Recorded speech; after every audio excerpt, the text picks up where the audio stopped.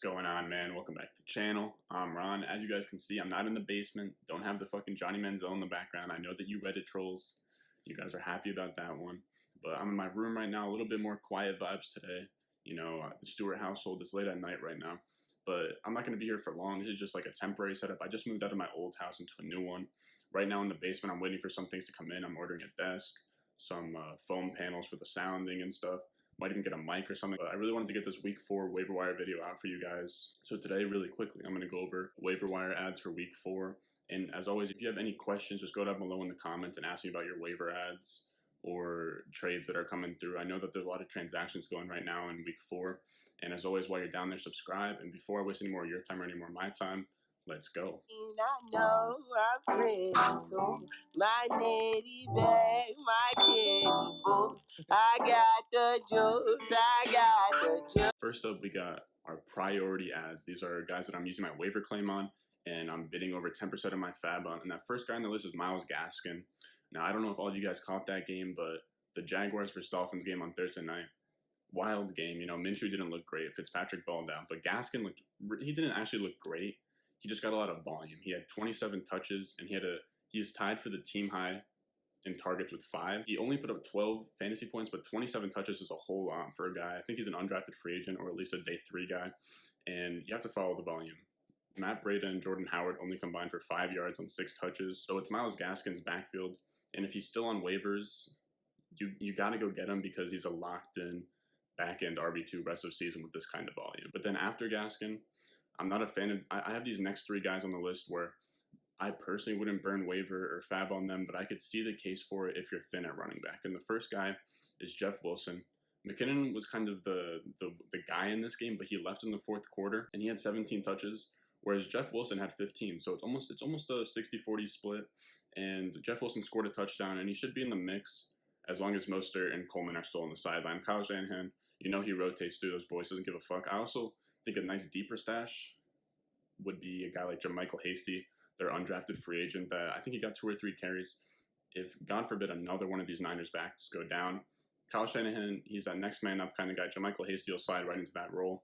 And a guy that used to be on the 49ers offense, killing it with Kyle Shanahan, Carlos Hyde. He's in the news this week because that asshole Tristan Hill he took his hand and rolled Chris Carson's knee on the ground.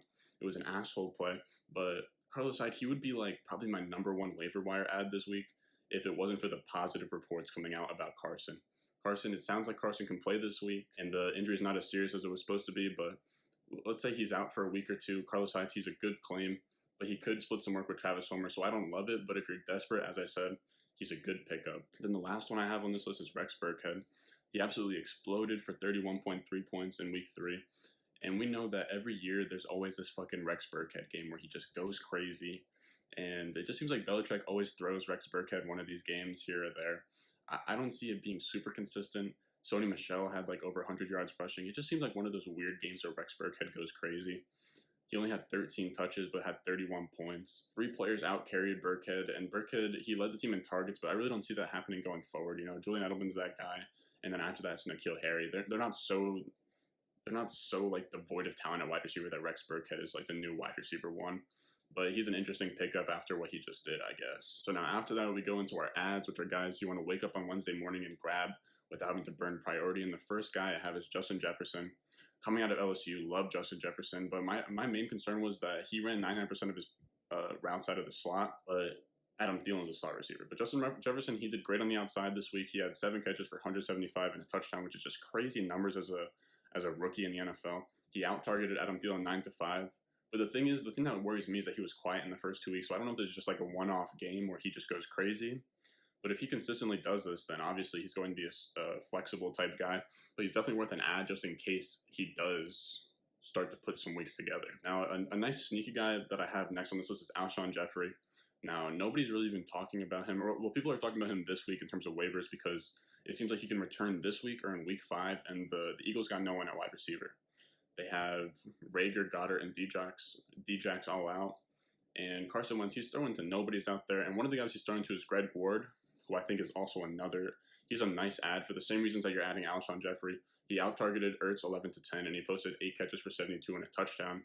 So this is just going to be another one of those years where you grab that Eagles wide receiver 1, and you can just roll them out every week because it seems like all of them are getting hurt. Next, we have Hunter Renfrow, and I love this man. Receding hairline, white boy in the slot on deck, kind of like a Wes Welker, Danny Amendola type. But Henry Ruggs and Bryan Edwards both are kind of hurt, and Renfrow becomes the number 1 wide receiver on that offense. He led all Raiders in targets on Sunday with 9, and the second was Jacobs. So Hunter Renfrow is going to vacuum up those targets as long as those receivers are out and the volume is there.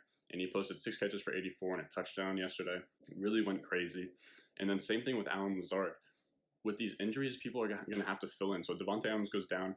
Lazard put on a show on Sunday night, man. He was undrafted out of Iowa State. He was the one, I think that he, oh shit, sorry boys. I think that he was the one that actually attributed to Akeem Butler's late breakout age. Lazard, he was good at Iowa State, goes undrafted, posts 6 for 146 and a touchdown last night.